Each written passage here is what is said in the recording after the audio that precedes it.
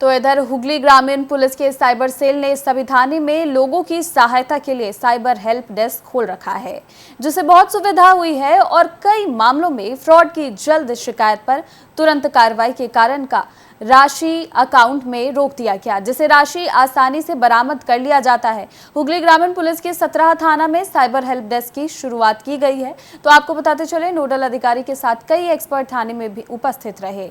इसके साथ ही उन्हें कोई दिक्कत ना हो और आसानी से फ्रॉड हुए राशि वापस मिल जाए।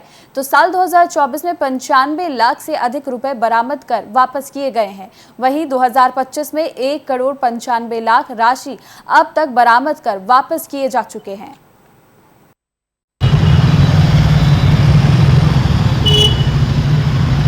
হুগলি জেলার গ্রামীণ পুলিশ জেলা সাইবার থানা 2019 সাল থেকে ফাংশন।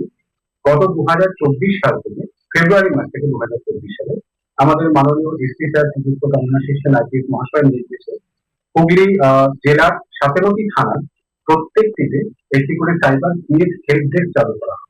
এই হেল্প ডেস্কটা কিন্তু আমাদের এখানে যে সাইবার থানা দেখছে তার একটা ছোট ইউনিট হিসেবে কাজ করছে এবং এটি তৈরি হয় সেখানকার আমাদের থানার একজন নোডাল অফিসার, একজন বিশেষভাবে প্রশিক্ষিত কনস্টেবল বা লেডি কনস্টেবল এবং থানা বুঝে, যেমন আমার কাছে যে পরিসংখ্যান আছে 8টি থানা: চণ্ডীতলা, তারকেশ্বর, আরামবাগ, খানাকুল, গোঘাট, মগরা, পান্ডুয়া এবং গোলাঘাট। এই 8টি থানাতে ওয়্যারলেস অপারেটরও দেওয়া হয়েছে, যারা কিন্তু এই হেল্প ডেস্ক গুলিতে কিন্তু কাজ করে।